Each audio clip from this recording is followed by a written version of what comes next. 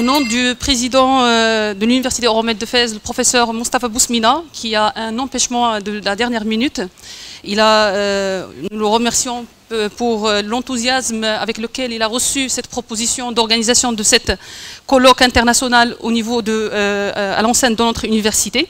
Donc voilà, monsieur le directeur de l'Institut Euromed des sciences juridiques et politiques, professeur Haddad, professeur Jamal Htabi, le président de l'association marocaine des politiques publiques, ex-doyen de la faculté des sciences juridiques, économiques et sociales de l'Mohammedia, monsieur Sébastien Watt, le directeur de la fondation Frédéric Naumann pour la liberté Rabat Maroc,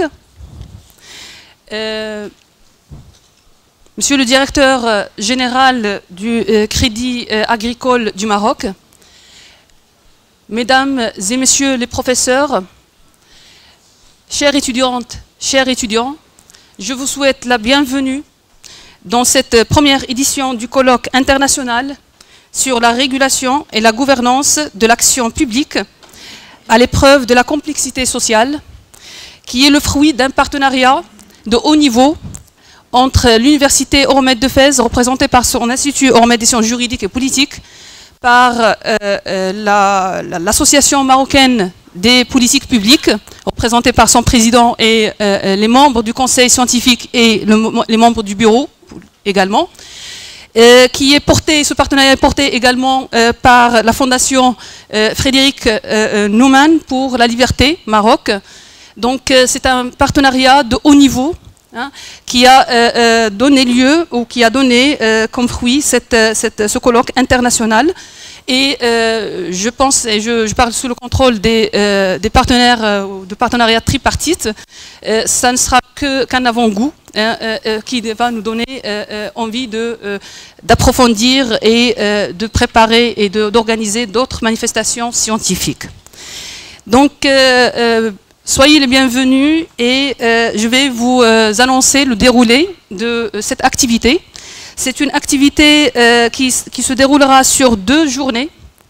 Donc, cette activité qui se déroule sur 2 journées, pardon, elle est composée de 6 panels et 2 ateliers doctoraux parallèles, sanctionnés par 2 jurys, composés de professeurs de disciplines différentes. Donc, sans tarder, je vais appeler monsieur le directeur de l'Institut Euromed des sciences juridiques et politiques, le professeur Haddad, pour son mot.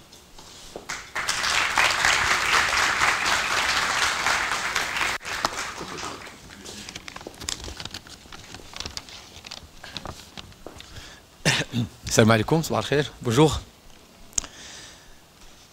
Donc, monsieur le président de l'Association marocaine des politiques publiques, monsieur le représentant de la fondation Frédéric Naumann pour la liberté, mesdames et messieurs les membres de l'Association marocaine des politiques publiques, mesdames et messieurs les invités des organisateurs, mesdames et messieurs les professeurs, mesdames et messieurs les représentants des médias nationaux, régionaux et locaux, chères étudiantes, chers étudiants. Il me fait un plaisir tout particulier de donner le coup d'envoi de cette première édition du colloque international sur la régulation et la gouvernance de l'action publique à l'ère de la complexité sociale. Une première édition qui est le fruit d'une volonté bonne et affichée de la part des 2 instances, l'Institut Euromed des sciences juridiques et politiques et l'Association marocaine des politiques publiques, de contribuer au débat combien d'actualité sur le rôle de l'acteur public. Un débat qui ne se démode pas. Depuis la République de Platon jusqu'aux configurations modernes de l'État social, État régulateur, en passant par l'Ahkam Sultaniya et le contrat social. L'action publique n'est jamais figée. Elle est toujours en mouvement, en train d'advenir. Notre rencontre a le privilège de réunir des participants de différents cieux et de différentes préoccupations scientifiques, mais qui ont tous et toutes le même souci, celui d'imaginer et de contribuer à l'éclosion d'un espace public meilleur. Je remercie l'Association marocaine des politiques publiques, son président c'est Jamal Htabi, de son engagement, de son dévouement et le dévouement de ses membres. Une association scientifique dont la qualité des événements qu'elle organise et de la revue qu'elle publie témoigne d'un sérieux scientifique hors pair. Je vous souhaite donc plein succès. Je tiens à remercier tout spécialement Madame Marwa Khaoula et Monsieur Amin Mahdoud pour leur dévouement, leur patience et leur précieuse contribution dans la rédaction du scénario, le casting et la réalisation de cette première édition. Je remercie la Fondation Frédéric Naumann qui, par sa générosité, a rendu cette rencontre possible. Je souhaite plein succès aux travaux de notre rencontre et merci à tout le monde.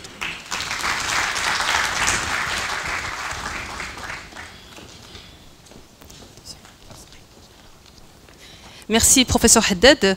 Je donne la parole sans tarder au professeur Jamal Htabi, le président de l'Association marocaine des politiques publiques, ex-doyen de la faculté des sciences juridiques, économiques et sociales Mohammedia. Merci Madame le professeur. C'est toujours un plaisir d'être avec un auditoire aussi intéressant, porteur d'espoir. Je lis la lueur d'espoir dans vos yeux. Mon intervention, c'est plus des remerciements plutôt, et puis une autosatisfaction. Nous sommes une association qui a une vocation scientifique. Donc nous voulons être un think tank sur les politiques publiques et nous croyons que le besoin est là. Que notre jeunesse, nos chercheurs ont besoin d'un espace libre, d'un espace pour s'exprimer, d'un espace aussi pour produire. Et nous avons été extrêmement honorés, ravis et contents d'avoir eu une centaine de propositions d'intervention. L'équipe chargée de l'organisation a fait un travail extraordinaire. Je ne reviendrai pas sur ce que le professeur Haddad a dit. Le travail a été fait de manière minutieuse. Que le panel ou les panels que nous aurons de très grandes, d'autres, l'équipe qui a énormément travaillé pour cela, sans oublier bien entendu notre partenaire Sheima qui, grâce à elle bien entendu, nous sommes aujourd'hui là. Je vous souhaite et je me souhaite aussi une agréable journée et un agréable colloque et j'espère que nous posons ici la pierre angulaire d'une bonne collaboration entre nos institutions. La volonté est là, il faut la concrétiser. Nous commençons petit à petit, mais je crois que nous grandirons comme ce que nous avons déjà fait ailleurs. Merci Madame la Présidente, je vous rends. Merci professeur Jamal Htabi. Et sans tarder, j'appelle Monsieur Sébastien Watt, directeur de la Fondation Frédéric Naumann pour la liberté Maroc. À vous la parole, monsieur.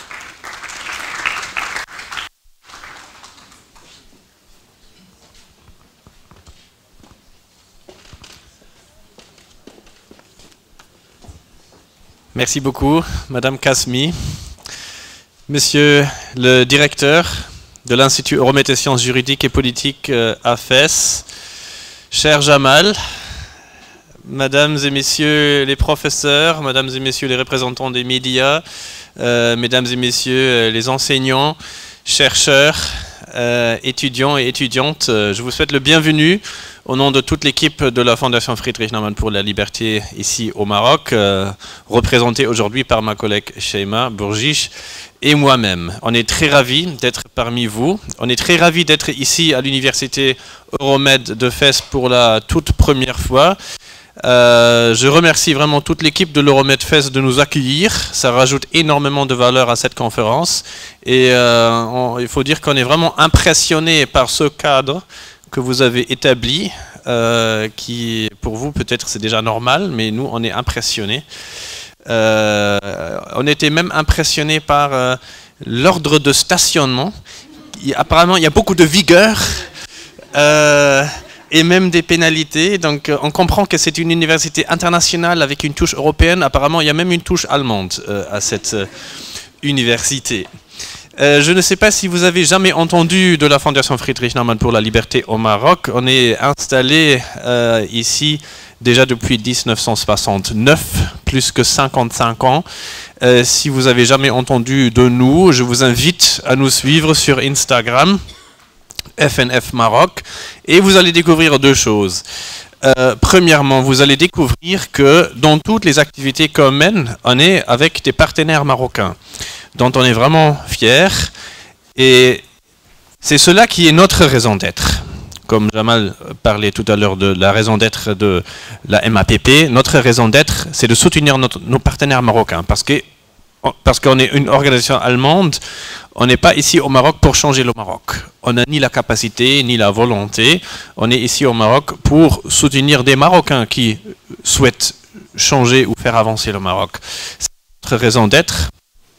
Et deuxièmement, vous allez trouver qu'on est actif dans plusieurs domaines. Vous allez voir des activités dans le monde de l'entrepreneuriat, dans le secteur culturel, les droits de l'homme, la société civile, les partis politiques, la durabilité. Donc, on a une certaine diversité dans notre portfolio. Le fil rouge, toujours étant à promouvoir la liberté, promouvoir l'épanouissement des jeunes.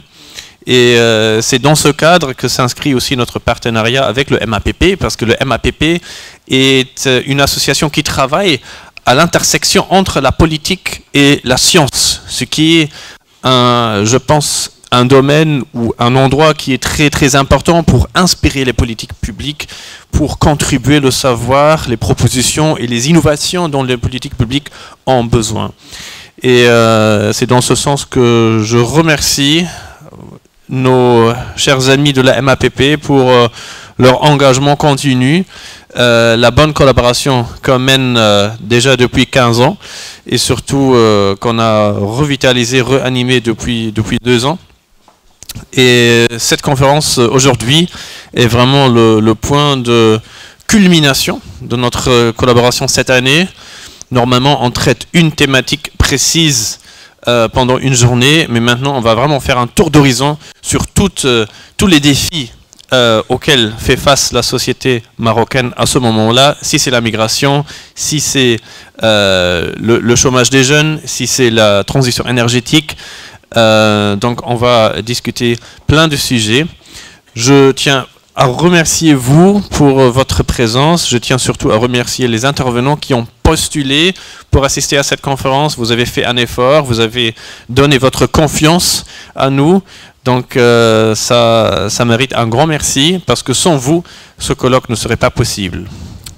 Donc merci à vous tous et à vous toutes. Je vous souhaite des très bonnes discussions et au plaisir de vous connaître plus lors de l'événement. Merci.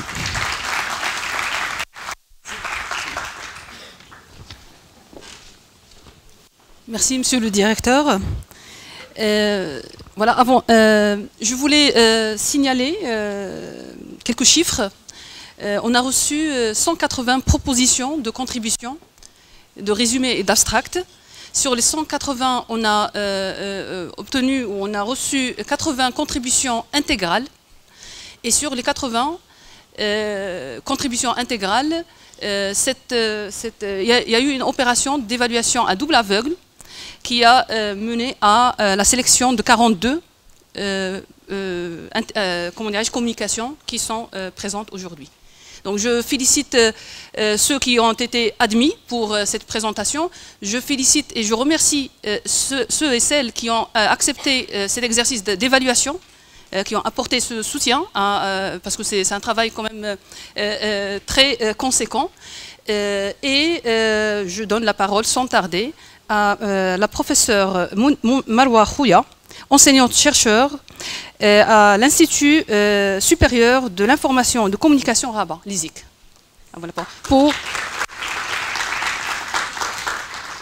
Il va faire la présentation du rapport introductif de ce colloque.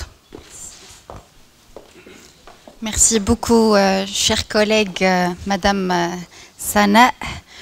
je me souhaite la bienvenue à l'Université Euromède et je vous souhaite la bienvenue dans ce colloque international qui s'annonce d'une valeur ajoutée déjà très très constructive.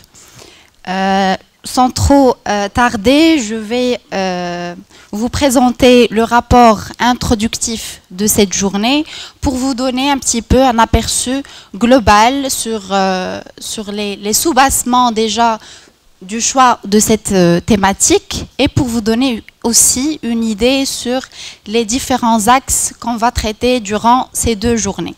Donc les dynamiques de l'action publique contemporaine sont marquées par des tensions et des controverses évoluant dans un cadre instable où s'articulent de manière délicate régulation socio-économique et régulation politique. Les systèmes de régulation se trouvent dans un état de crise et s'adaptent progressivement aux exigences d'une gouvernance mondiale en mutation. La légitimité et la pertinence des politiques publiques sont de plus en plus remises en question, donnant lieu à des débats variés et soulevant de nouveaux enjeux complexes aux réponses multiples. Dans ce contexte, les problématiques de régulation et de gouvernance prennent une place centrale dans les agendas gouvernementaux et dans les réflexions académiques et scientifiques autour de la gestion publique. La période actuelle, l'une des plus difficiles de l'histoire moderne, est marquée par des crises multiples et simultanées dans les domaines économiques, social, politique et environnemental. Ces crises souvent inattendues augmentent les incertitudes, rendant la conception de politiques publiques performantes particulièrement complexe. Cette incertitude croissante pourrait engendrer un chaos généralisé aux effets imprévisibles et difficilement mesurables. Dans cet environnement instable et en perpétuelle évolution, les décisions politiques sont constamment réévaluées. Le Maroc n'est pas exempt de ces défis, subissant les répercussions de la pandémie Covid-19 et affrontant les problématiques comme l'inflation, la fluctuation des prix de l'énergie, des ruptures de chaînes de production mondiale, des enjeux de la santé publique, d'écologie, de chômage, de géopolitique, etc. Cela contraint le pays à faire des choix parfois impopulaires, susceptibles d'exacerber les tensions sociales et de compromettre l'ordre public. Dans une conjoncture où des enjeux vitaux sont en jeu, un recours à des idées nouvelles et novatrices de nature pluridisciplinaire orientées vers l'avenir pourrait rendre l'action publique plus responsable, efficace et transparente. Cette approche ne se limite plus à la gestion de problèmes immédiats, mais se concentre sur la gestion des risques et des crises, adoptant des stratégies anticipatives basées sur une vision collective et transdisciplinaire de l'avenir. L'organisation de ce colloque international sur la régulation et la gouvernance des politiques publiques s'inscrit dans cette perspective. Il réunit sociologues, économistes, politicologues, juristes et experts de divers horizons. J'espère que je n'ai pas oublié des professeurs émanant de d'autres horizons. Pour partager leur expérience nationale et leurs recherches, bien entendu, sur les évolutions de l'action publique dans un contexte de complexité sociale. Ce colloque servira également de pont entre les recherches académiques et les acteurs susceptibles d'appliquer ces réflexions dans la pratique. Donc concrètement, les discussions et réflexions de ce colloque s'articuleront autour des thématiques suivantes. Vous avez déjà le programme, mais je vais quand même résumer un petit peu l'idée générale. Les aspects de la complexité sociale et leur impact sur les politiques publiques. Excusez-moi.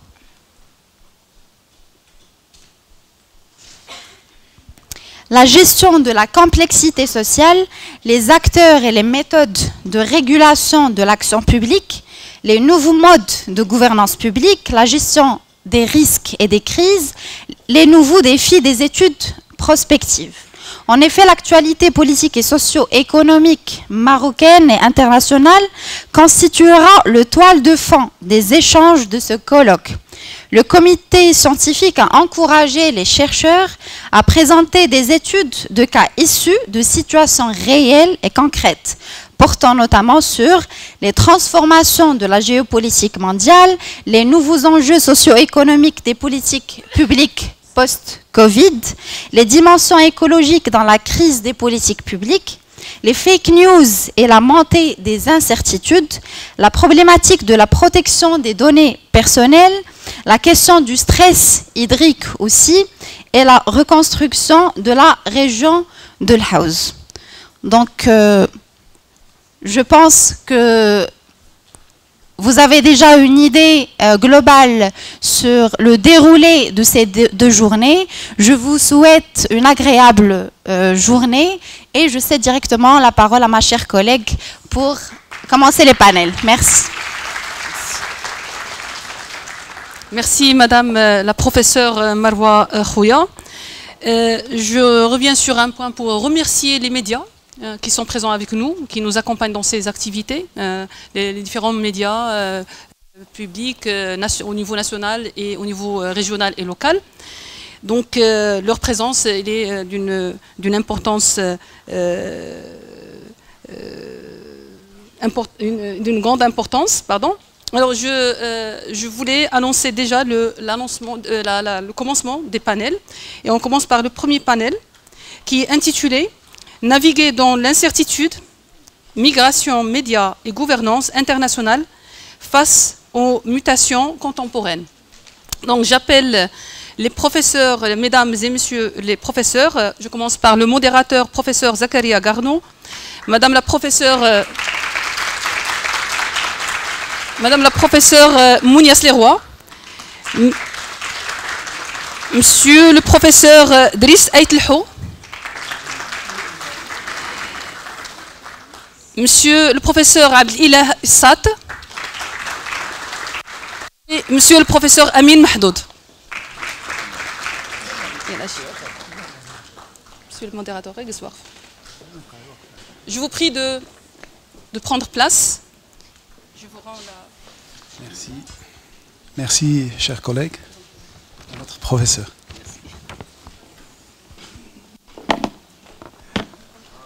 Bonjour.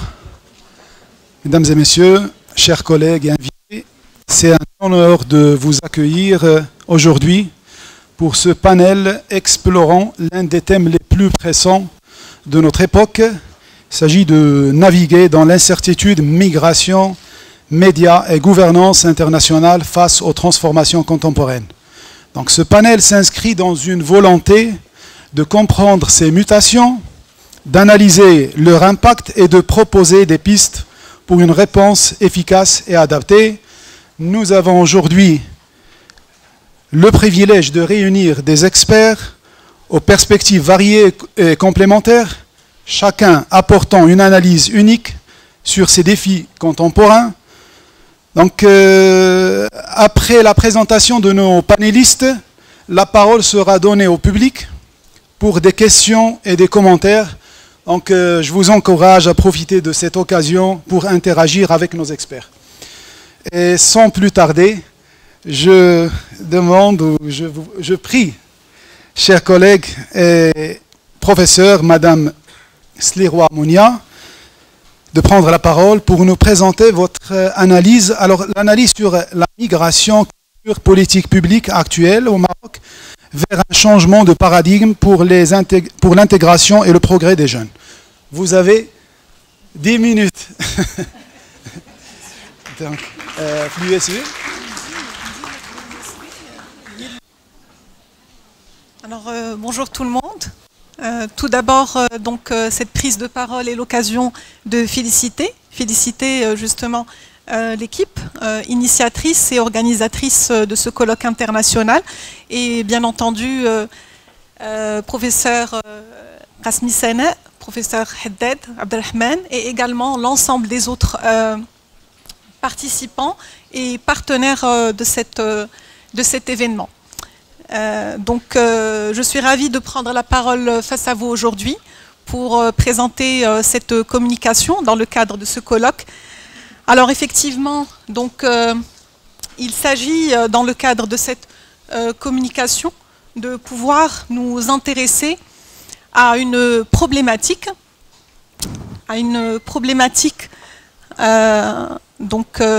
des plus complexes, qui est celle, bien entendu, de la migration.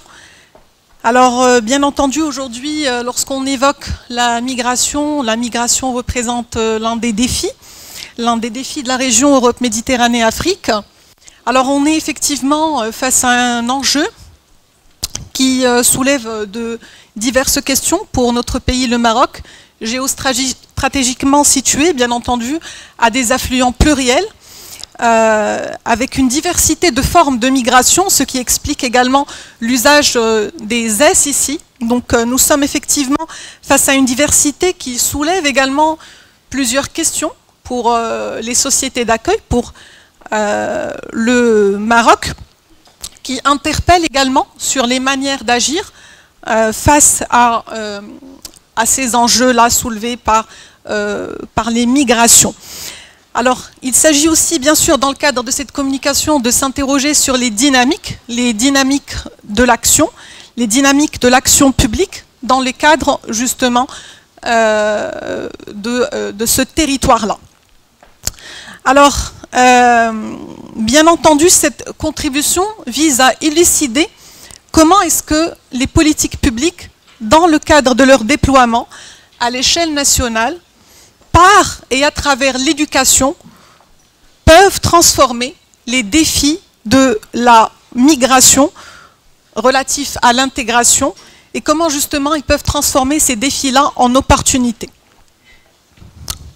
Alors il s'agira de mettre en exergue justement les politiques publiques actuelles, pertinentes, mais aussi justement leurs parties prenantes. En particulier, il s'agit de s'intéresser aux politiques ou aux programmes qui ciblent les jeunes ou les enfants et la contribution à étudier en particulier la stratégie nationale de l'immigration et de l'asile avec les volets adaptés et applicables aux questions justement de recherche et aux défis justement soulevés par l'éducation ou la promotion de l'accès à l'éducation de cette population.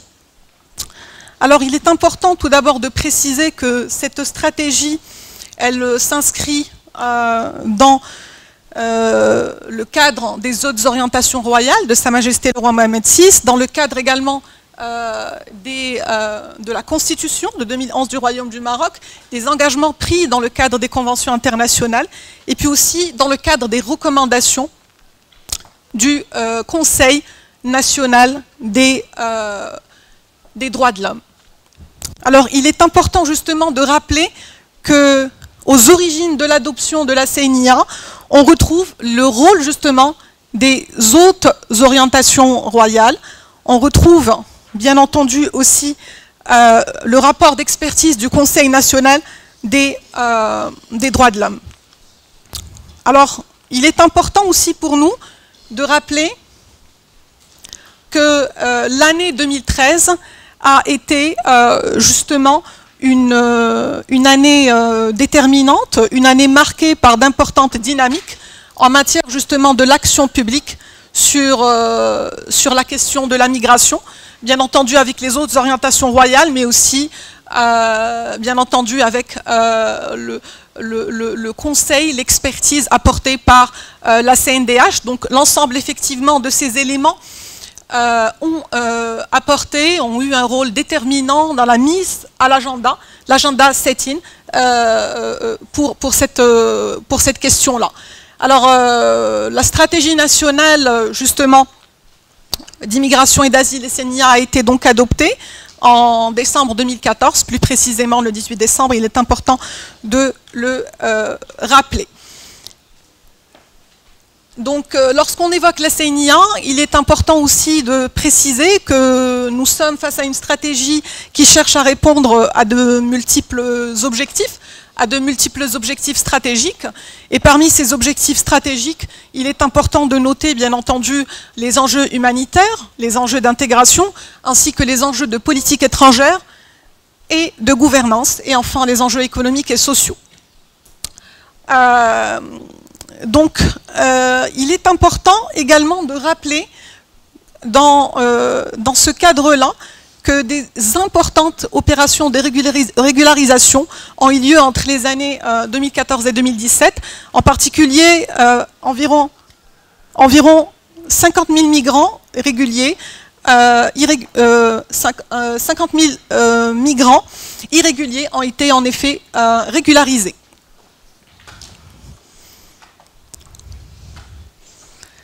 Alors, donc, on rappelle également les 4 objectifs stratégiques de la CNIA.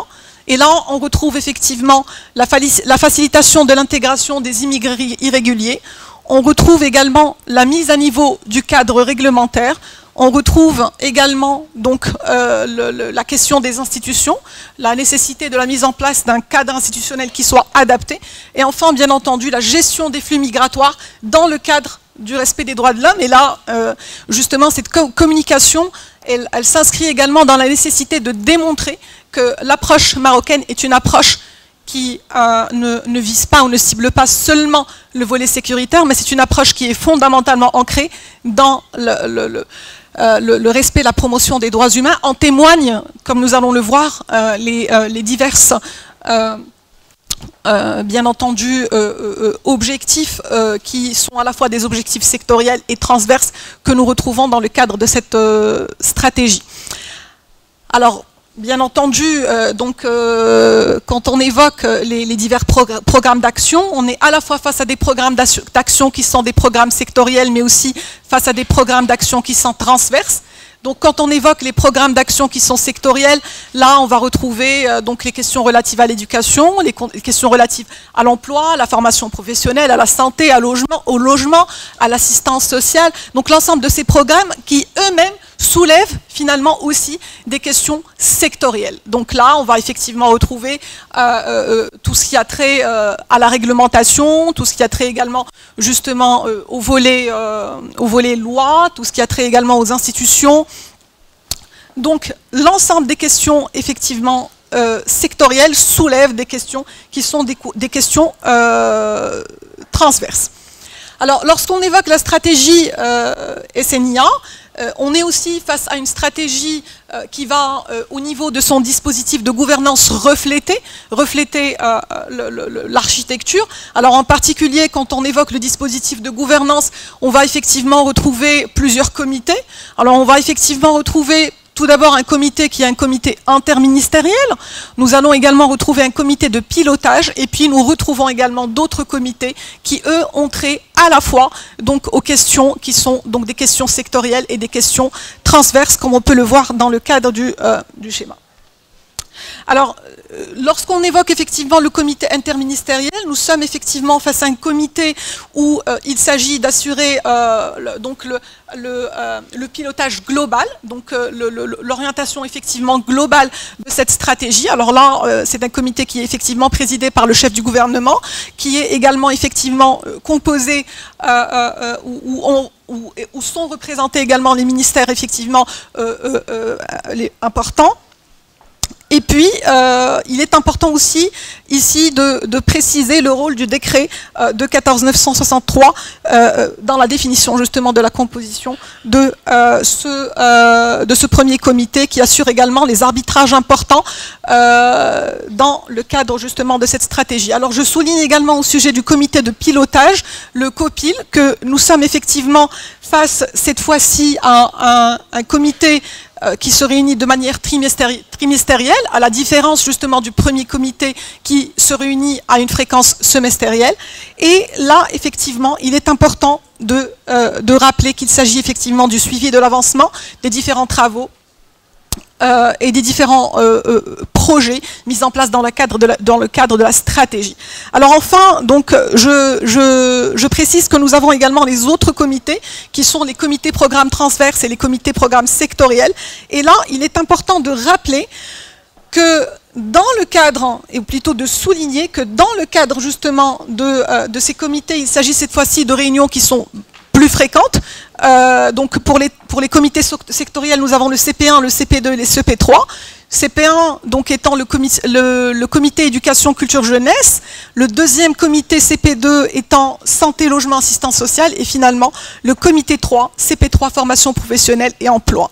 Alors il est important de dire que ces comités programmes fonctionnent comme des points focaux pour justement la stratégie. Donc il s'agit effectivement de pouvoir remonter l'information aux autres comités, de pouvoir effectivement agir dans un suivi qui est un suivi justement rapproché, ponctuel, fréquent, d'à la fois effectivement l'avancement sur le niveau des projets sectoriels, mais aussi l'avancement sur le plan effectivement des programmes ou des projets qui sont justement à caractère transverse. Donc aussi, il est nécessaire pour nous maintenant de s'intéresser plus précisément aux acquis, aux réalisations. Alors, bien entendu, donc, nous avons des objectifs spécifiques qui sont justement ciblés par cette stratégie. Et là, j'aimerais souligner que parmi justement ces objectifs, nous avons l'intégration des immigrés et des réfugiés. Nous avons également la promotion de la diversité et les formes justement d'expression culturelle. Nous avons également la formation justement des immigrés. Et puis, bien entendu, nous avons également ici une vision intégrée, comme on peut le voir dans le cadre de ces trois objectifs. Alors, il est important pour nous de nous arrêter sur un certain nombre d'acquis et de réalisations justement de la CNIA, en particulier dans le cadre du volet relatif à l'éducation et la culture. Et là, j'aimerais vraiment insister sur certaines initiatives phares qui ont été mises en place dans le cadre de cette stratégie, et parmi lesquelles nous avons donc des opérations telles que Caravane, telles que effectivement l'opération Child to Child, l'initiative Royable 1 million de cartables, le programme Taïsid. Alors il est important de dire que l'ensemble de ces initiatives, l'ensemble de ces projets, leur objectif, ça va être effectivement de pouvoir lutter contre la déperdition scolaire, s'assurer également qu'un soutien, qu'un accompagnement est apporté aux familles qui sont effectivement dans une certaine forme de précarité, pour justement leur permettre de aussi donc avoir justement accès à l'école, soit effectivement dans le cadre des programmes formels ou informels. Alors il est important de dire que nous avons également un soutien à la scolarité important qui est apporté dans le cadre de ce programme en partenariat avec des organisations telles que l'OIM en particulier, mais aussi l'UNHCR dans le cadre du programme CASH. Et puis aussi, bien entendu, nous avons des actions de sensibilisation importantes qui sont mises en place dans le cadre de cette stratégie. Alors, j'aimerais... Oui. Alors, bon, nous allons essayer de passer un peu plus vite. Donc, comme vous pouvez le voir, là, nous avons plusieurs initiatives que nous cherchons à souligner. J'aimerais simplement dire que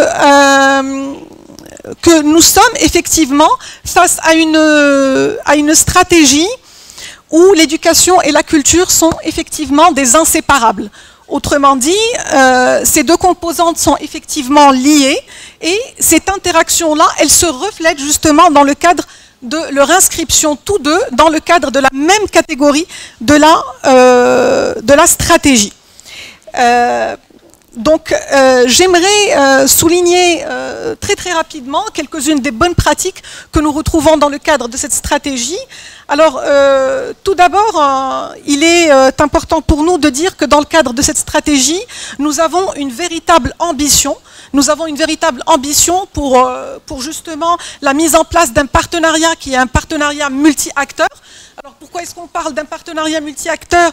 C'est parce qu'effectivement, nous allons retrouver donc plusieurs partenaires ou plusieurs acteurs qui vont s'associer justement à l'État dans le cadre du déploiement des programmes qui s'inscrivent au sein des actions éducation-culture. Et nous avons donc à la fois effectivement des organisations onusiennes, nous retrouvons avons également, bien entendu, plusieurs ministères également qui vont justement s'associer à la stratégie. Et puis enfin aussi, il est important de préciser que nous avons d'importantes institutions qui contribuent, en particulier à travers la fonction expertise, la fonction conseil, dans le cadre de cette stratégie. Donc, premier élément important à souligner dans le cadre des bonnes pratiques, l'ambition d'un partenariat multi-acteurs. Deuxième élément et avant-dernier élément à souligner dans le cadre des bonnes pratiques, il y a donc l'interaction entre transparence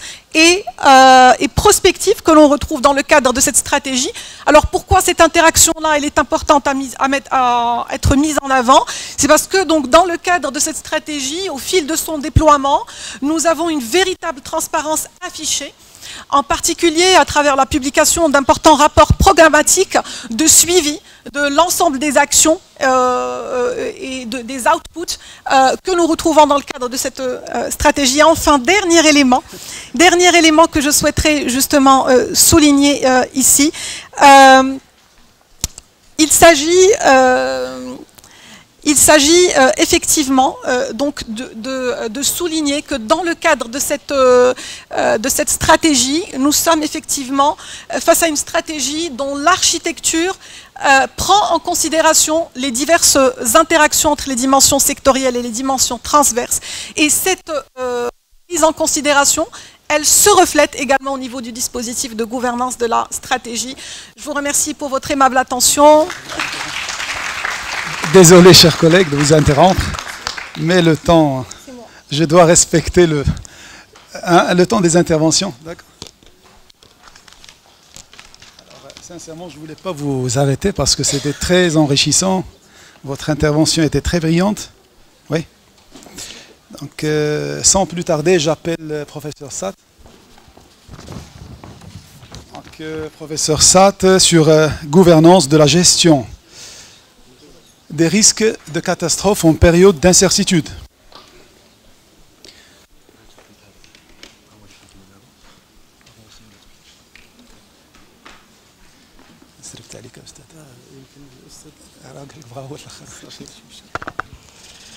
طيب شكرا سيد الرئيس. شكر موصول أيضا الجهات المنظمة لهذا المحفل العلمي. سعيد بتواجدي معكم في هذه الجلسة. عنوان المداخلة أو الورقة وحكامة إدارة مخاطر الكوارث الطبيعية في زمن اللا يقين. دواعي اختيار هذا الموضوع في سؤال لماذا هذا العنوان أو هذا الموضوع وما هي دواعي اختيار هذا أو هذه الإشكالية لمعالجة حكامة إدارة مخاطر الكوارث الطبيعية، خصوصا في ظل التحولات الاجتماعية والاقتصادية وأيضا الطبيعية والمناخية في زمن يتسم باللا يقين. سنة 2022 صدر عن برنامج أو تقرير أو برنامج الأمم المتحدة الإنمائي تقرير التنمية البشرية بعنوان زمن بلا يقين، حياة بلا استقرار، صياغة مستقبلنا في عالم متحول. يخبرنا هذا التقرير بنبرة لا تخلو من التشاؤم أن العالم بعد جائحة كوفيد-19 وما عقبها من أزمات سواء في الصراع الذي نشب ما بين أوكرانيا وروسيا وأيضا في ظل التحولات الطبيعية والمناخية التي بدأ يشهدها العالم من حرائق وعواصف وأيضا زلازل في أماكن ومناطق لم تكن معهودة بهذه الزلازل، ما يعني أن هذه الأزمات المتتالية والمترابطة أضحت تهدد مستقبل واستقرار وضعية التنمية في مختلف دول العالم برمته، مما يستوجب على الحكومات أن تطور آليات الحكامة في تدبير الشأن العام. في نفس السنة تقريبا أو بعد أشهر قليلة سوف تصدر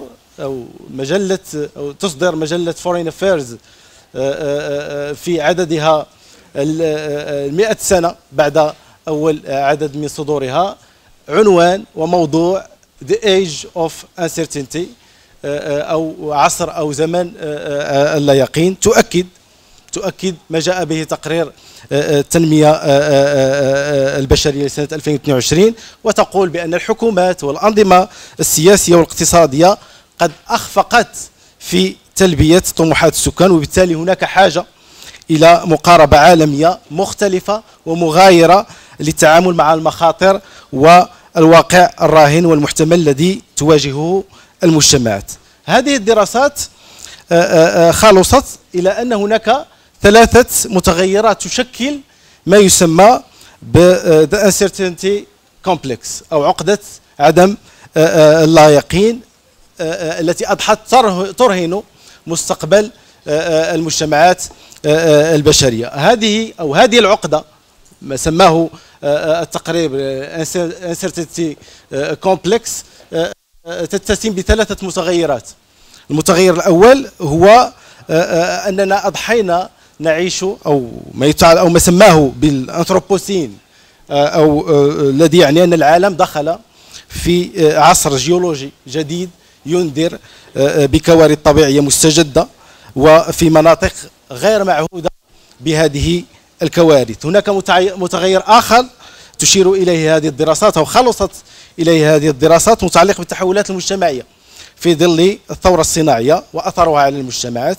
ثم هناك متغير آخر متعلق بحالة الاستقطاب السياسي التي أضحت تعيشها العلاقات ما بين الدول في عصرنا الحالي. كل هذه المتغيرات سوف تخلف لنا حالة لا يقين، مما يستدعي على الحكومات أن تطور من آلياتها وحكامتها في استشراف هذه المخاطر وفي كيفية تدبيرها، ثم في كيفية الحد من مخاطرها بطبيعة الحال. السؤال الذي تطرحه الورقة هو هل لدينا في المغرب تدبير للكوارث الطبيعية؟ أو بمعنى آخر، هل السياسات العمومية في المغرب بمختلف مستوياتها تؤشر على وجود وعي بحالة هذا اللا يقين التي أضحت تعيشها المجتمعات؟ أو بمعنى آخر أو صيغة أخرى، هل لدينا سياسات عمومية في إدارة المخاطر الناتجة عن الكوارث الطبيعية، خصوصا وأن المغرب أيضا بدأت تظهر فيه مجموعة من البوادر التي تهدد استقراره، سواء من ناحية الكوارث الطبيعية أو الحرائق أو الجفاف. ولاحظنا زلزال الحوز الذي لم يكن أحدا يتوقع أن يقوم أو يكون في منطقة غير معهودة بهذه الزلازل، وبالتالي نحن صرنا نعيش حالة لا يقين تحتاج معها آليات وحكامة في استشراف هذه، ليس استشراف لأنه الكارثة بطبيعتها لا يمكن تحدث بشكل فجائي ولا يمكن أن نتحكم فيها، ولكن حينما تكون لدينا حكامة في إدارة المخاطر من الممكن أن نحد من تأثيرها، سواء من ناحية يعني الضحايا أو من ناحية التحتية والخسائر المادية. المنهج المعتمد أو الذي اعتمدناه في معالجة هذه الإشكالية هو ما يسمى ب The Mixed Method، الذي مزجنا فيه ما بين المنهج الكمي Quantitative Approach والمنهج الكيفي Qualitative Approach.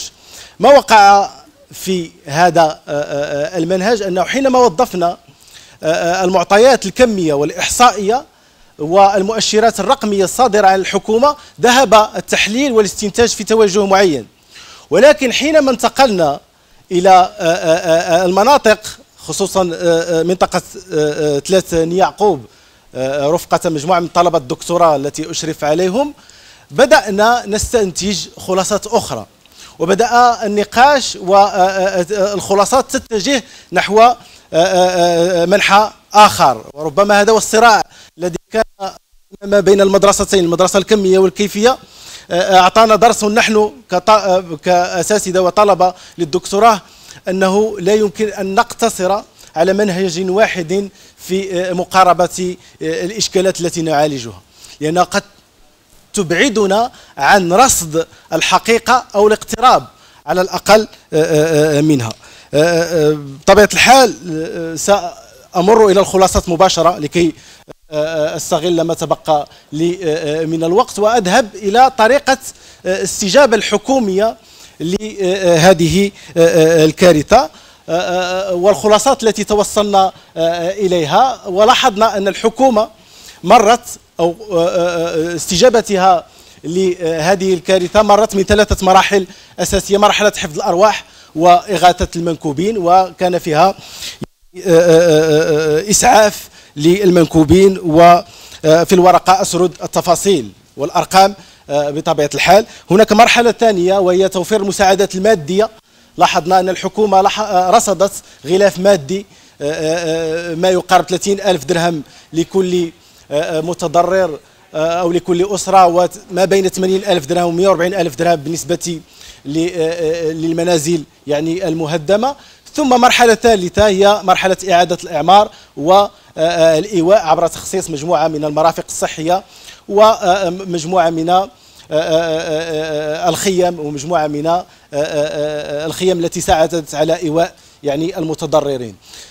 ما لوحظ حول هذه الاستجابة أو التدخل الحكومي وهو المهم بالنسبة لي في الخلاصات التي خرجنا إليها أن فجائية الكارثة أدت إلى تأخر الاستجابة الحكومية الفورية، بمعنى أنه حينما التقينا مع المتضررين وجدنا بعض المتضررين قالوا لنا أن الحكومة أو عناصر التدخل السريع لم تصل إليهم إلا بعد 3 أيام من حدوث الكارثة، بمعنى أن الحدث كان فجائيا على الحكومة.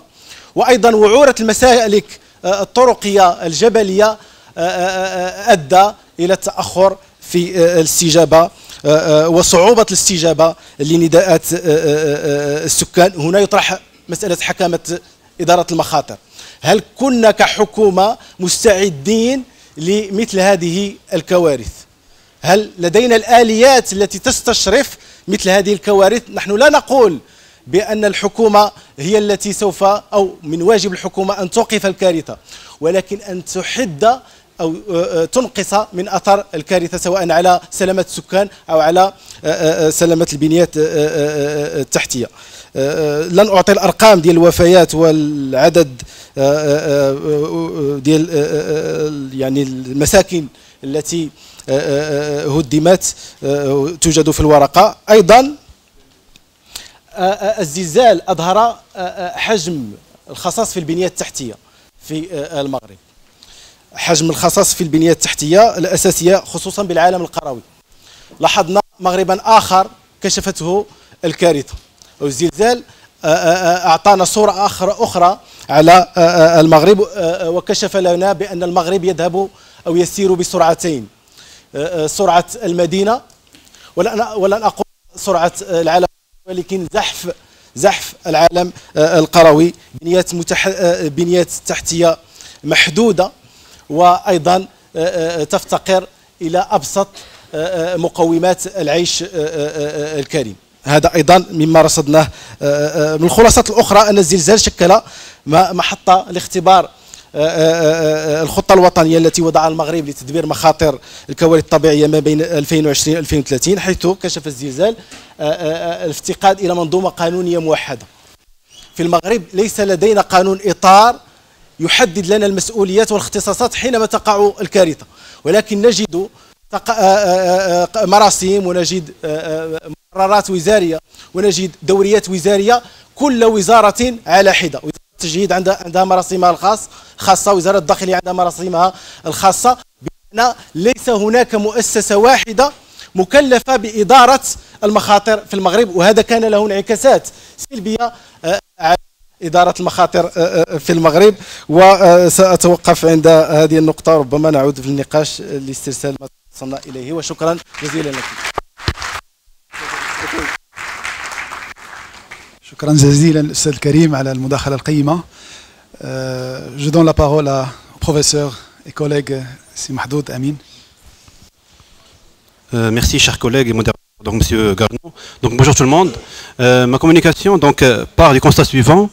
Donc, la société actuelle est en train de vivre l'une de ces périodes difficiles, donc une période caractérisée par des crises économiques et sociales récurrentes, un stress hydrique, des conflits géopolitiques, un individualisme exacerbant qui caractérise par un repli sur soi, une crise identitaire qui se manifeste par des conflits transfrontaliers. Ces crises donc, ont en commun donc, le rôle du néolibéralisme donc, comme générateur de crise. Donc, tout d'abord, avant de parler donc, de néolibéralisme, donc, il convient de le définir. Donc, qu'est-ce qu'on entend par le néolibéralisme? Donc, il s'agit d'un courant, d'une doctrine économique, d'une idéologie politique qui a pour objet donc, d'accorder donc, aux individus une certaine marge de manœuvre pour innover, pour monter des projets donc, économiques, d'accorder donc au pays donc une certaine liberté donc d'échange concrétisée par des accords de libre-échange, une dérégulation donc des lois économiques. Donc cette situation a dominé donc le champ économique pendant une bonne durée, donc, donc il a donné lieu à des crises donc, qui se sont succédées, qui ont impacté donc, le paysage économique et social national et international. Donc on peut donc citer comme exemple la crise de 2007, donc la crise de subprimes, et la dernière crise, c'est la crise donc, de Covid-19 qui a mis en relief donc, la crise profonde du néolibéralisme. C'est quoi le résultat donc, de cette crise? C'est la montée en puissance des nationalismes. Un nationalisme donc, qui se manifeste par la domination donc, des partis extrémistes de l'extrême droite donc, dans plusieurs pays comme le Brésil, l'Inde, l'Hollande, la France, la Turquie, donc, et qui ont pu donc, causer certaines conflits donc, sur plusieurs niveaux. Donc, ce nationalisme donc, se manifeste à travers plusieurs aspects. Premièrement, donc, le fameux slogan donc, de Trump, America First. Donc, c'est un slogan donc, qui met en relief la question du protectionnisme économique. Trump, durant son dernier mandat, donc, a revisité donc, certains accords économiques comme ALENA, donc, un accord qui lie les États-Unis avec le Mexique et le Canada. Donc, il y avait certaines révisions qui portent sur l'échange commercial, un retrait donc, de l'accord de Paris, aussi donc, un désengagement de tout ce qui est lié à l'environnemental. Citant aussi donc le cas donc de l'Inde, donc un pays donc qui est en train de traverser une crise identitaire, donc un parti donc au pouvoir qui veut donc marginaliser donc la communauté musulmane. Donc ce sont des crises donc qui peuvent causer par la suite donc des troubles sur plusieurs niveaux. Voilà.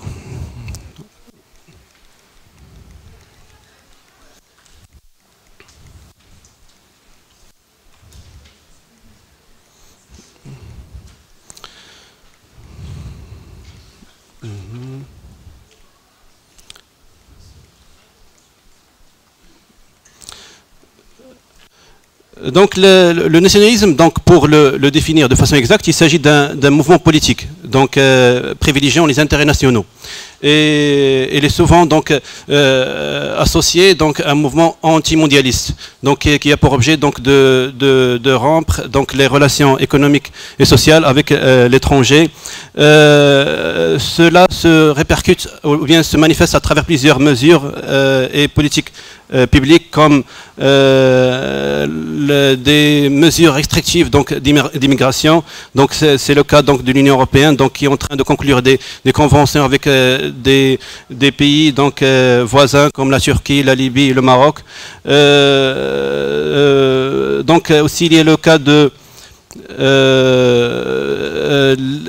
l'annexion donc de la Crimée donc pour protéger la population russophone, le Brexit, donc la sortie du Royaume-Uni donc de l'Union européenne, donc le retour à l'ottomanisme, donc une idéologie prônée par Erdogan pour renforcer sa légitimité politique. Donc tous ces constats, tous ces exemples nous mènent à dire qu'il y a une certaine crise donc, qui va être approfondie dans le futur proche et qui va donc remodeler, repenser donc l'ordre mondial et donner donc lieu à deux scénarios. Soit donc la communauté internationale va donc opter pour une idéologie nationaliste qui va causer de graves crises politiques et militaires. Donc c'était le cas donc dans les deux guerres mondiales précédentes. Soit donc de retourner à la raison et d'opter pour une coopération multilatérale, donc qui a pour objet donc d'instaurer un bien-être collectif et international. Donc sans plus tarder, donc je mis fin dans ma présentation et je redonne la parole à notre collègue Zagarno. Merci. Merci chers collègues pour le respect du temps. Donc moi aussi, sans plus tarder, donc j'appelle professeur Sidris. Alors c'est les fake news. Les informations déformées. Ah, yeah. C'est le Karim. Merci. Je peux poser ça. Voilà. C'est bon. C'est bon.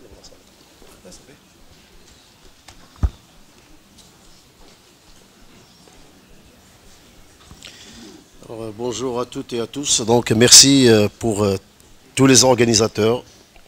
Voilà, comme ça je gagne quelques secondes.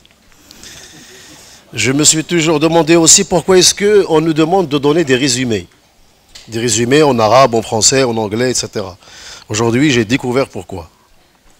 Alors justement, c'est parce que je vais lire mon résumé et c'est 10 minutes. Et ça marche.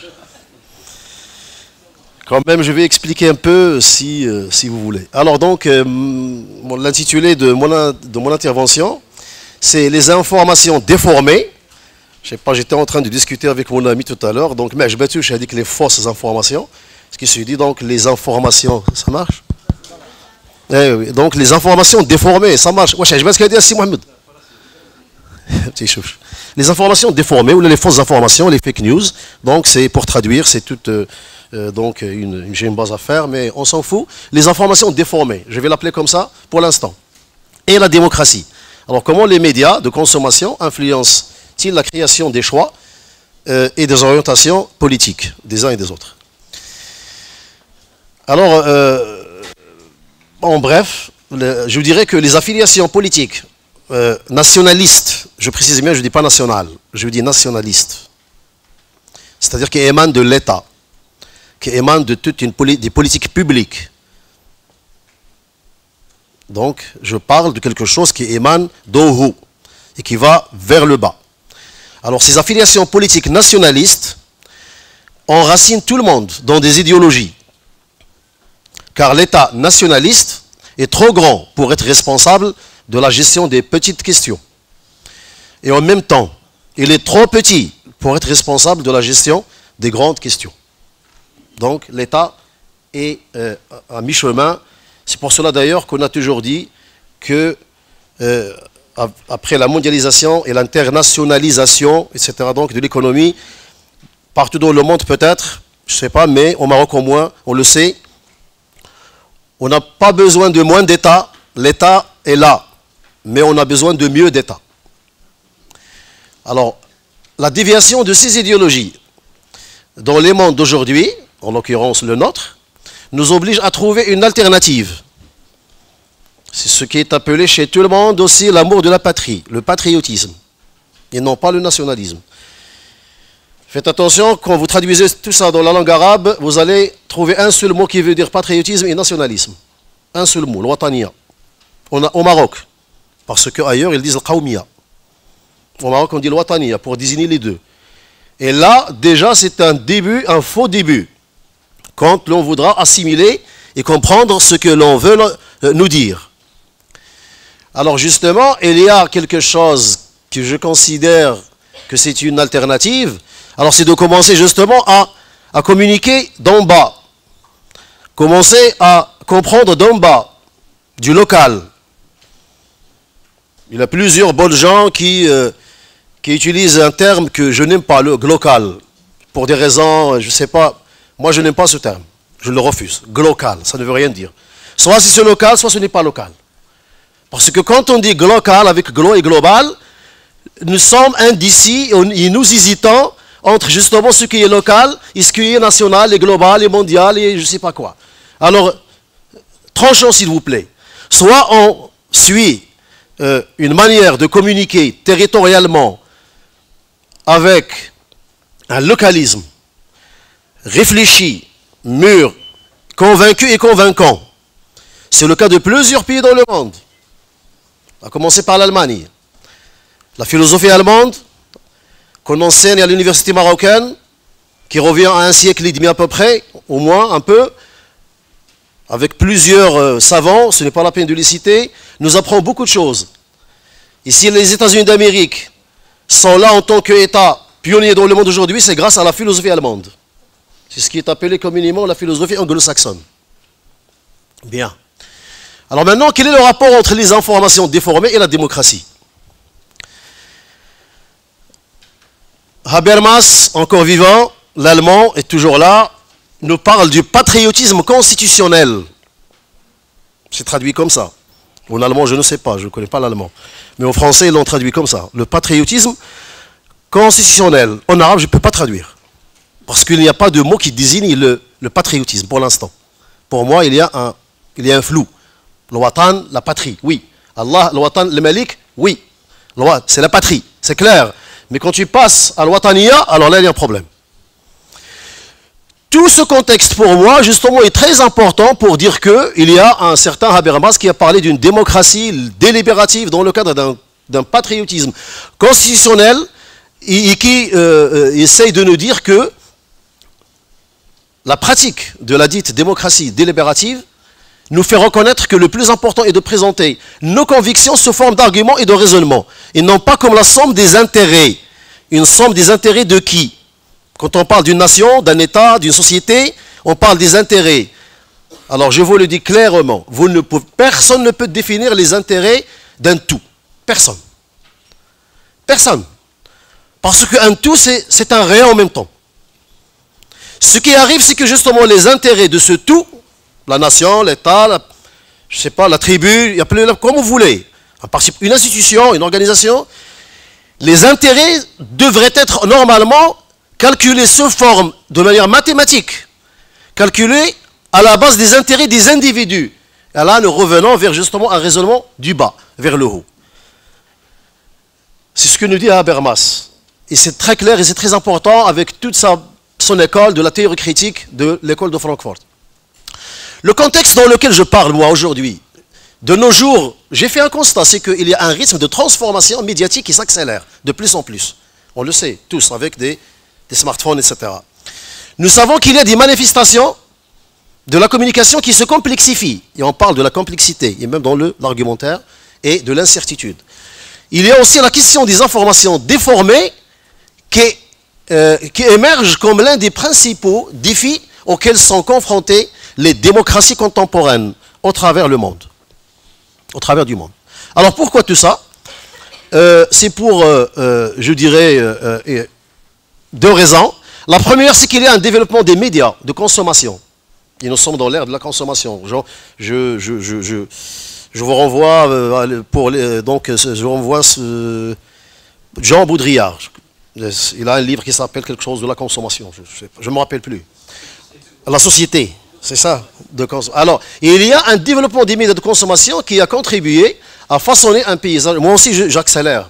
Voilà, il y a une autorité à côté, justement, et je suis en train, sans le vouloir et inconsciemment, j'accélère. Oui, quelque part, nous sommes tous victimes de quelque chose d'inconscient. Et nous sommes dans le bain. C'est plutôt Hartmut Rosa, encore l'allemand.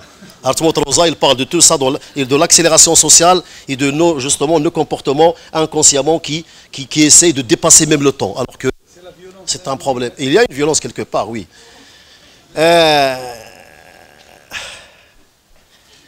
Alors j'ai dit, il y a un problème de cette consommation, etc., accélérée, ce qui nous met face à un paysage médiatique attiré par des forces richissimes et multiples en même temps. Ils sont indépassables. Ce qui rend nécessaire le fait d'examiner l'impact de ces phénomènes sur la structure démocratique des sociétés et des États. Moi, quand je parle de la société, c'est l'État, pour moi.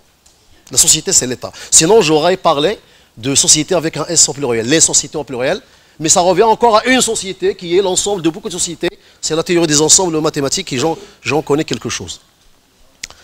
Il existe un lien entre, la deuxième raison, c'est qu'il existe un lien entre le phénomène de communication et les relations sociales, ainsi que les interactions individuelles et collectives à des niveaux politiques et légaux.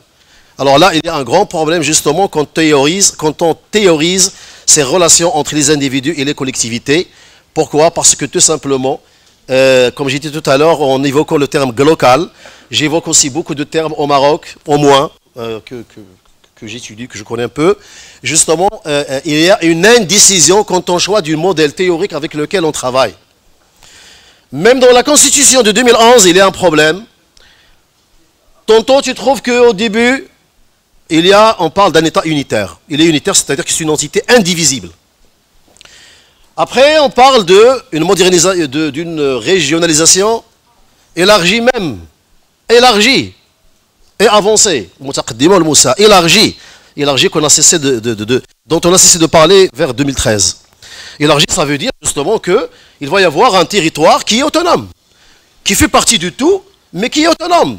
À l'instar de l'Espagne, à l'instar de l'Allemagne, de la Suisse, des États-Unis d'Amérique, du Brésil, où il y a des régimes fédéraux, où il y a des régimes, l'Espagne c'est un régime qui est régional, etc.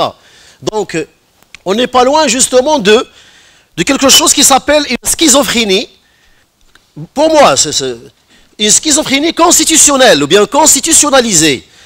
J'aurais pu comprendre quand on me dit nous sommes dans une étape provisoire, transitoire, etc.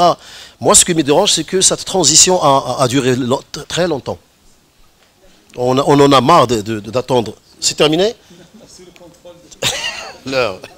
Alors, j'ai seulement une hypothèse que j'ai avancée. Je vais la lire en trois sous-hypothèses opérationnelles. Je ne vais pas les expliquer. Moi, ce que je dis, c'est que justement, la démocratie nécessite une vérité, ou bien la vérité, pour croître et prospérer. Alors que les dictatures exigent le mensonge et la falsification et la déformation de l'information pour maintenir l'oppression. Alors, il faut choisir réellement et courageusement entre la dictature et la démocratie. Pour moi, quand on parle de l'information déformée, les fake news, et on l'utilise dans des systèmes de communication, je dépasse un petit peu l'Instagram, le TikTok, les trucs. C'est un petit peu petit. Je parle des fake news qui sont même faits, élaborés, encouragés par les grandes institutions, y compris l'État. Parfois, mais sinon, l'État c'est un acteur comme d'autres. Alors, et l'État, finalement, c'est des acteurs, ce sont des individus qui font l'État. Et bien, donc là, je dirais que je pense qu'il existe un type de... 30 secondes, s'il te plaît. Je pense qu'il existe un type de journalisme ou bien de médias qui considère l'information déformée comme une réaction à la dictature, à la domination des médias officiels. Officiels, c'est-à-dire étatiques. C'est la première hypothèse opérationnelle. Ma deuxième croyance ou hypothèse, c'est que de cette information déformée est tout à fait prêt, voire peut avoir un désir sous-jacent à recevoir ce type d'infos. Et là, je reviens justement vers les modèles théoriques et les idéologies qui orientent l'esprit humain. Nous sommes prédisposés à recevoir, à avoir, à croire à l'information qui est déformée. Et ça, c'est grave. La dernière, si vous permettez, Je crois aussi que l'information déformée engendre un avis faux qui à son tour produit l'opinion publique, car il en fait partie en opposition et en opposition à l'opinion officielle, pour des raisons idéologiques, émotionnelles et politiques. Et merci. Je vous remercie. Sincèrement, c'était très captivant. Je vous remercie, cher professeur, c'était très captivant. Sans plus tarder aussi, donc j'ouvre la session questions. Non? Hein? Des questions bien concises. Non, non, pas de commentaires. Quelques questions, donc nous avons 15 minutes entre questions et réponses. 15, c'est trop? 5 minutes? D'accord. Donc quelques questions, s'il vous plaît, si...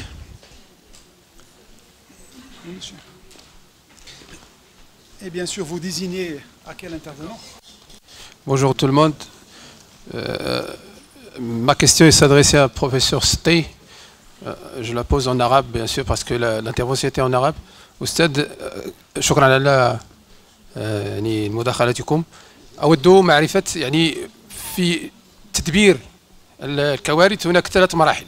قبل الكارثة ربما يصعب التكهن به، أثناء الكارثة، وما بعد الكارثة.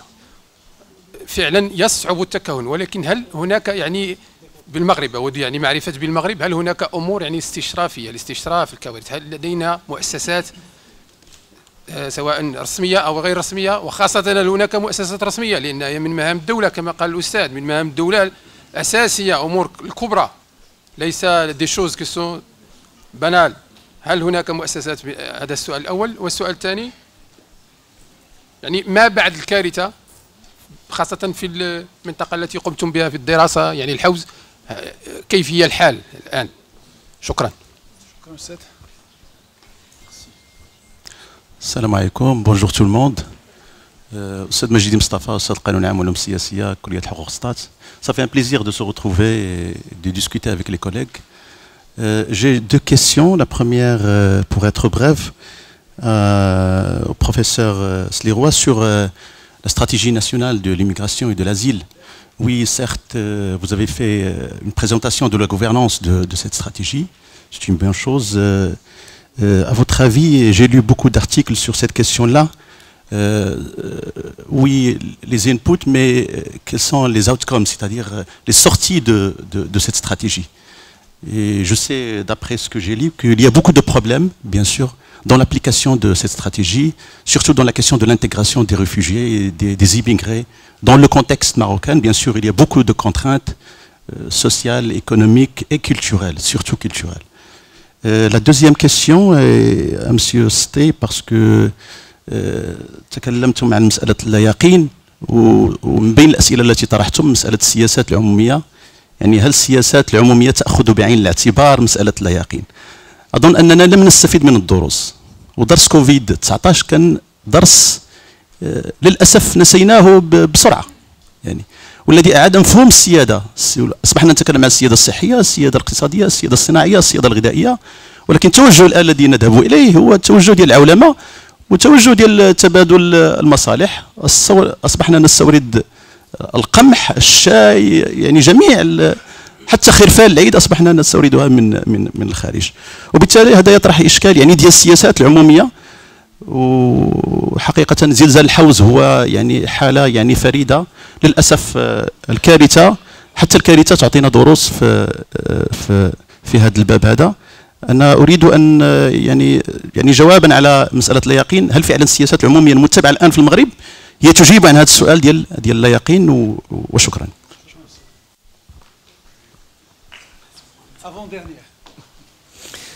Merci. Zakaria Benjouid, enseignant-chercheur à la faculté d'économie et gestion. Tout d'abord, je commencerai par remercier les chers intervenants pour la qualité de leur intervention. Et je vais me contenter de 2 questions. Donc, tout d'abord pour professeur Mounia. Comment les politiques publiques actuelles peuvent-elles être ajustées pour orienter et pour mieux intégrer la dimension culturelle, surtout au niveau de l'approche migratoire? Donc là, c'est la première question. La deuxième question, c'est pour mon ami Amin Mahdoud. C'est comment le passage du néolibéralisme vers le néonationalisme, comme vous l'avez appelé tout à l'heure, impacte-t-il les relations internationales et les politiques publiques marocaines? Et merci. Hamid Amouri, professeur à la faculté de droit de Salé. En fait, l'ensemble des interventions suscite bien évidemment des interrogations, des débats, des échanges, mais en fonction du temps qui nous est imparti, je me focaliserai principalement sur celle qui a été présentée très rapidement et très brièvement par Driss Etelhou, qui suscite à chaque fois débats, controverses et interrogations.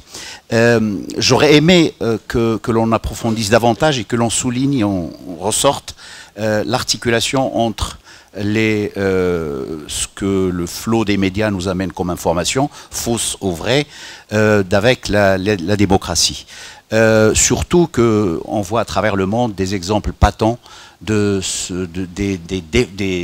la défaite en quelque sorte du démantèlement de la démocratie sous l'effet de l'information qui de plus en plus est maîtrisée par des conglomérats économiques qui n'en ont cure de la démocratie. L'exemple le plus frappant, c'est celui de la France ces derniers temps, celui des États-Unis lors des élections précédentes et celle d'aujourd'hui. Est-ce qu'il faut se satisfaire de l'élection de Trump? Comme ça, on a évité encore une fois un débat et des controverses, voire même on était à la lisière d'une guerre civile.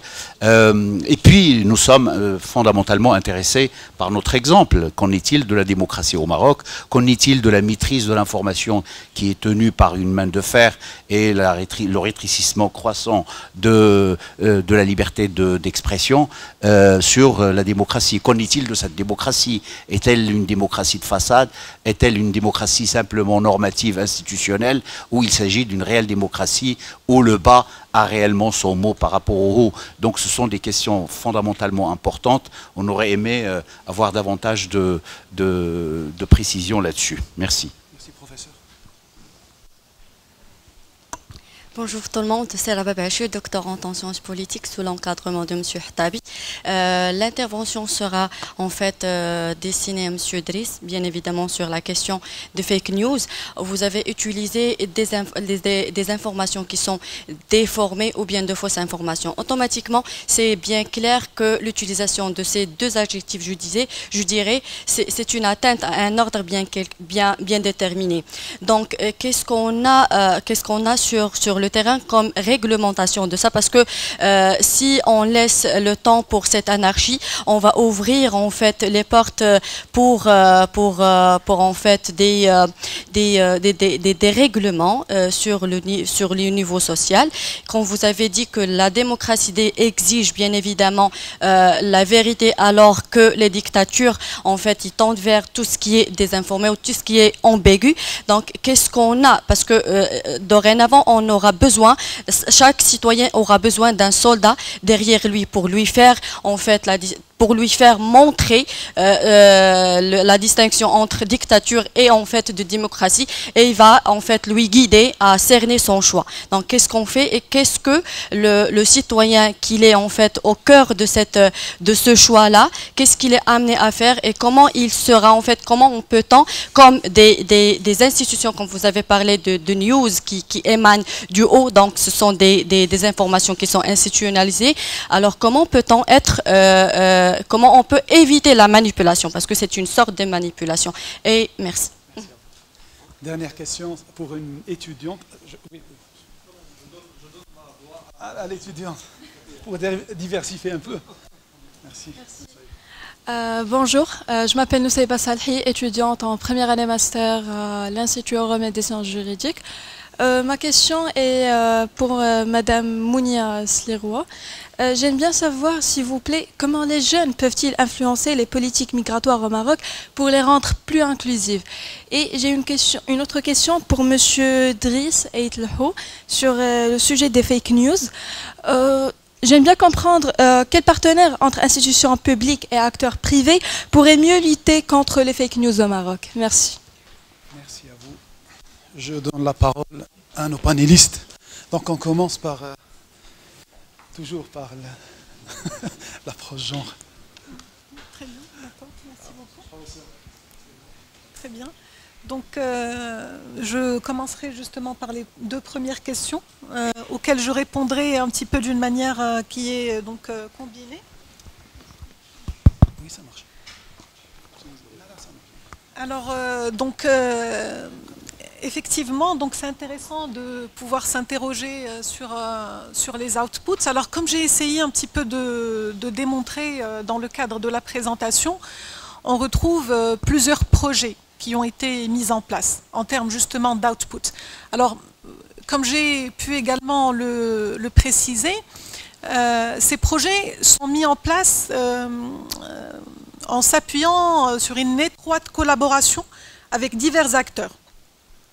Donc on retrouve effectivement des acteurs étatiques, mais on retrouve également des organisations de la société civile, on retrouve aussi des organisations internationales qui viennent appuyer justement ces projets.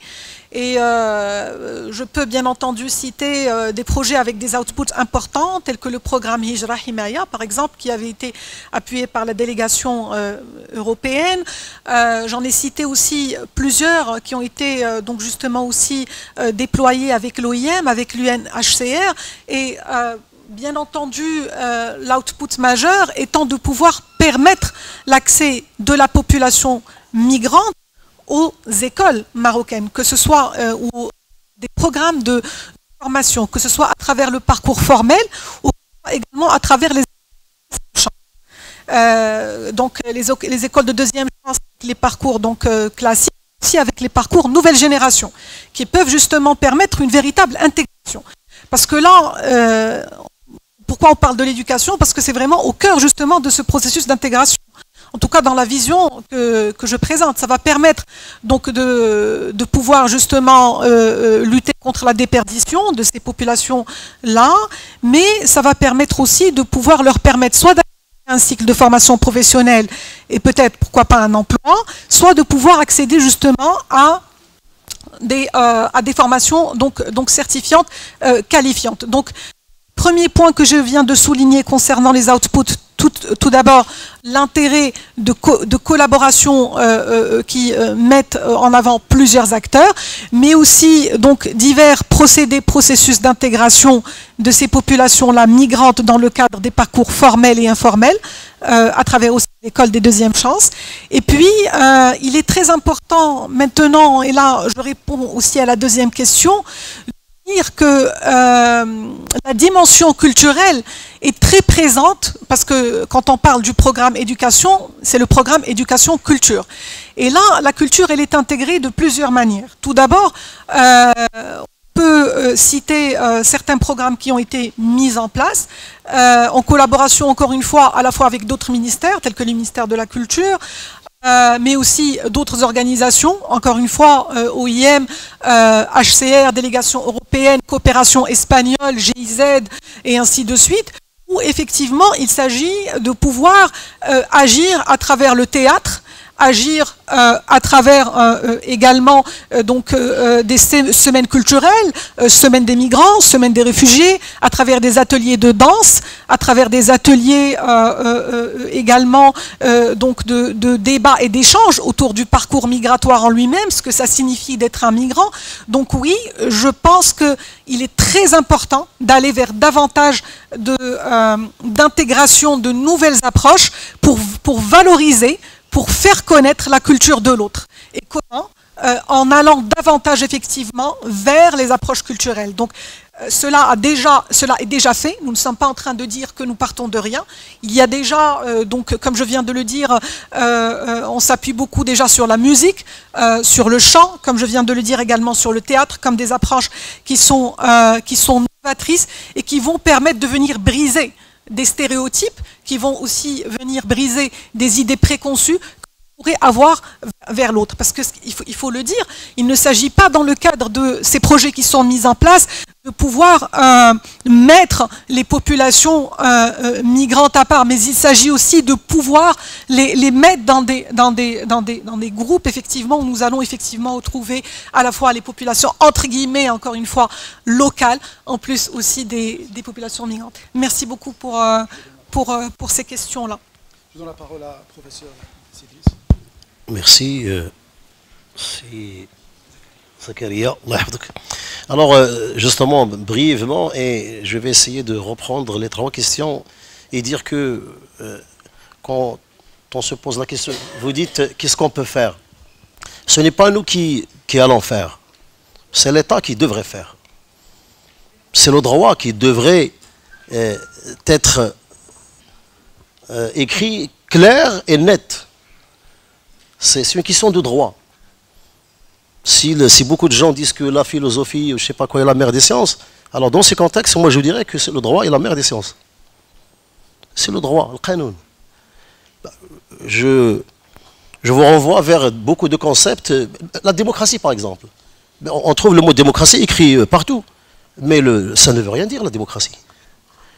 J'ai toujours dit à mes étudiants en master, il y a que parfois pour les inciter à discuter, et j'y crois. Moi, je suis contre la démocratie. Ben oui, ben ça fait rire, justement. Mais quelle démocratie? Parce que ça ne veut rien dire, finalement. Je suis contre rien. Ça ne veut rien dire, la démocratie. Il faut l'appeler, c'est quoi? Il faut la définir, il faut vraiment dire c'est quoi la démocratie. Parce qu'il y a plusieurs démocraties. Et même quand tu dis démocratie délibérative, dont on n'en parle même pas encore au Maroc aujourd'hui, bah, il faudrait justement revenir vers le fuqaha, le qanoun, et peut-être d'autres bonnes gens, pour dire c'est quoi délibératif. Et c'est pas évident ça. Revenons vers le nouveau, je sais pas comment, le nouveau modèle de développement. On y trouve dans quelques pages le mot subsidiarité, le mot gestion libre. Mais ça ne veut rien dire subsidiarité. Moi je suis très clair là-dessus, et je parle devant des juristes, d'éminents juristes. Ça ne veut rien dire subsidiarité. On donne là les définitions du dictionnaire. Mais il faut limiter les tâches. Il faut dire quand est-ce que l'État intervient et quand est-ce que la collectivité territoriale intervient. Peut-être, on va aller loin, peut-être et dire justement dans le cadre d'une vraie régionalisation que dans la région 1 et 2 et 3, voilà la subsidiarité, c'est-à-dire quoi? Et voilà dans les régions 4 et 5, voilà. C'est pas évident en tout cas de gérer un territoire aussi vaste que le Maroc, المساحة ديالو أكبر من فرنسا. راه المغرب راه ماشي لما تشوف الخريطة، المغرب راه دولة راه المساحة كبيرة وفيها الناس كتار بزاف. Comment on gère ça de Rabat? On parle de l'information, les fake news. Moi j'ai essayé tout à l'heure, je l'ai dit, de dépasser cette notion de l'information au niveau ديال حتى الصحافة الصفراء اللي كنا كنقولوا هذوك on écrivait n'importe quoi donc. Mais quand il s'agit de l'information déformée dans ses plus hauts niveaux, alors là il y a un problème. Merci. Merci à vous, cher professeur. شكرا أشكركم على أسئلتكم القيمة وأتفق مع الأستاذ دريس. ليس هناك ما قتل الديمقراطية مثل التعريف الكلاسيكي للديمقراطية، حكم الشعب بواسطة الشعب، لأن أعتى الديكتاتورية تقول أنا أحكم باسم الشعب، ولكن التعريف نحتاج إلى تعريف إجرائي للديمقراطية. من يحكمنا يأتي بواسطة صناديق الاقتراع، هناك فصل للسلط. هذا هو التعريفات التي تؤجرئ لنا مفهوم الديمقراطية. أما التعريف التقليدي ربما الجميع يحاجج به في مسألة الحكم.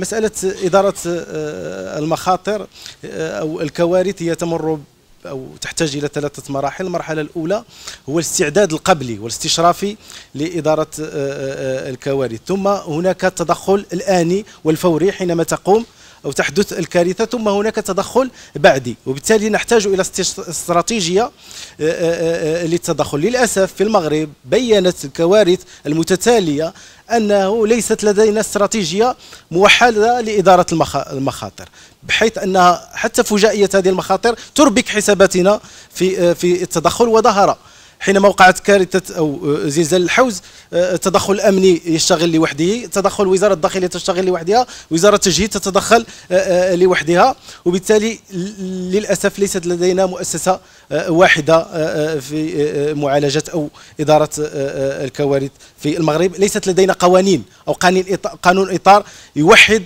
المسؤوليات والمتدخلين.